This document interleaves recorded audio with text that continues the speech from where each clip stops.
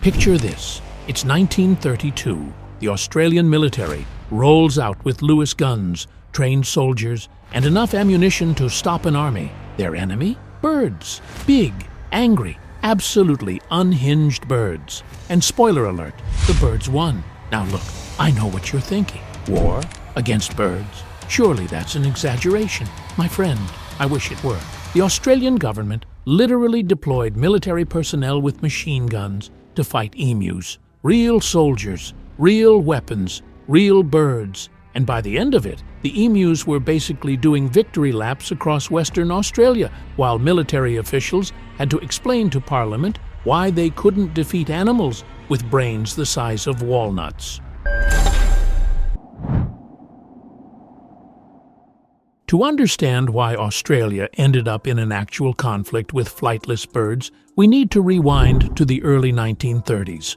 Australia is deep in the Great Depression. Farmers across Western Australia, particularly around the Campion district, are struggling hard. Many of these farmers were ex-soldiers, World War I veterans who'd been promised land through the soldier settlement scheme. The government basically said, "Thanks for your service, here's some land, go farm wheat." Sounds nice, right? Except here's the problem. This land was marginal at best, and these veterans, most of whom had zero farming experience, were now supposed to make a living growing crops in tough Australian conditions. But wait, it gets worse. Now, emus are Australia's largest native bird. We're talking creatures that stand about 6 feet tall, weigh up to 130 pounds, and can sprint at speeds up to 30 miles per hour. They're basically feathered velociraptors with an attitude problem. Every year, after breeding season in the inland regions, approximately 20,000 emus migrate toward the coast. And guess what was directly in their path? Those newly established wheat farms.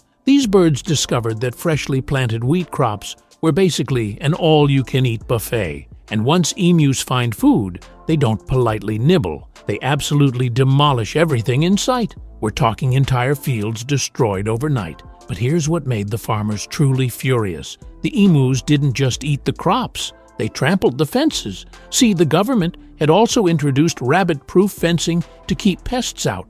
The emus would plow right through these fences, creating gaps that rabbits then exploited. So now you've got struggling veteran farmers watching their livelihood get eaten by giant birds who are also opening the door for rabbits to finish the job. The farmers begged the government for help. They'd fought in a world war. Surely someone could do something about some birds, right? These are some of the unfortunate farmers whose wheat crops have been trampled down by hordes of emus. But they're hopeful of getting rid of the pest at last. So the farmers go to the government and they make a very specific request. They want military assistance. And honestly, their logic wasn't completely crazy. These were ex-soldiers. They knew that controlling large animal populations required firepower and coordination. They figured, get some military guys out here with machine guns, and we'll thin out these emu numbers in no time. The Minister of Defense at the time was Sir George Pearce. After some lobbying, and probably because providing ammunition was cheaper than providing financial relief to struggling farmers, he agreed to the plan. In October 1932, the Royal Australian Artillery deployed to Western Australia. The force consisted of Major G.P.W. Meredith, Sergeant S. McMurray, and a handful of soldiers armed with 2 Lewis guns and 10,000 rounds of ammunition. Now, a Lewis gun is no joke. This is a light machine gun used extensively in World War I. It can fire about 500 rounds per minute. Against human soldiers, it's devastating. Against emus? Well, let's just say the birds had other plans. The first engagement happened on November 2nd, 1932, near the town of Campion. Locals had reported a gathering of about 50 emus. The soldiers set up an ambush, waited for the birds to get within range, and opened fire. The result? Chaos. But not for the emus. See, here's what the military didn't account for. Emus are ridiculously good at not dying. The moment the first shots rang out, the flock scattered in every direction, not as a panicked mob, but almost tactically, breaking into small groups that sprinted off at 30 miles per hour. The Lewis guns jammed. The emus vanished into the bush. According to reports, They killed maybe a dozen birds that day. This pattern would repeat itself over and over. The military would set up, the emus would scatter, and by the end of each engagement, the soldiers had burned through ammunition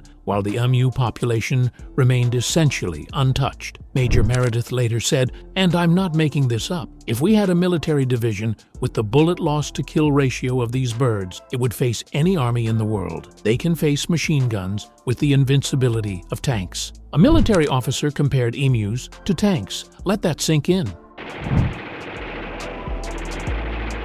Now they're retiring, off at 40 miles an hour. So after that first disaster, the military regrouped and tried again, and somehow it kept getting worse. By the way, if you're enjoying this story, hit that subscribe button and drop a like on this video. We cover videos about different animals every week here on this channel. So if that's your thing, join the flock. Pun absolutely intended. Okay, back to the war. The soldiers tried different tactics. They attempted to herd the emus toward preset ambush point. The emus didn't cooperate. They tried mounting a Lewis gun on a truck to chase the birds down. The Australian outback terrain was so rough that the truck couldn't keep up. And even when they got close, shooting accurately from a bouncing vehicle was basically impossible. One particularly embarrassing incident involved the military, spotting a massive gathering of about 1,000 emus near a dam. This was it, the perfect opportunity. They moved in, opened fire, and after extensive shooting, they'd killed approximately 12 birds. 1,000 emus, 12 casualties. The emus had developed what can only be described as guerrilla tactics. They posted sentinels, individual birds, that would watch for approaching threats and warn the group. When attacked, they dispersed into smaller units that were impossible to target effectively. Major Meredith noted that the emus seemed to have leadership. He observed that each mob had a leader who would direct the group's movements. Whether this was actual coordinated behavior or just the chaos of fleeing birds, the effect was the same. The military couldn't land effective strikes. After just 6 days, the military withdrew. In that time, they'd used 2,500 rounds of ammunition and killed roughly 200 emus. That's about 12 rounds per bird. And remember, there were around 20,000 emus in the area. The withdrawal made national news. Parliament demanded answers. Members of the House of Representatives openly mocked the operation. One representative suggested giving the emus medals for their service against the Australian military. Sir George Pearce, the defense minister who approved the operation, earned a new nickname, the Minister for the Emu War. Well, instead of the birds ruining the farmers, it seems the tables are turned, and there'll be no more damage done here for many a day. Now you'd think after that embarrassment, the government would try literally anything else. Nope, the farmers were still struggling, the emus were still eating everything, and apparently the Australian government decided that quitting after one failure wasn't their style. In November 1932, Major Meredith and his men were sent back out. This time, they had more ammunition and allegedly better tactics. The second campaign lasted until December 10th and was marginally more successful, if you can call it that. The military reported killing 986 emus and injuring around 2,500 more. They'd used 9,860 rounds of ammunition, so roughly 10 bullets per confirmed kill for a bird. The official military report tried to spin this as a victory, stating that the emus had been sufficiently disrupted and many would die later from their injuries.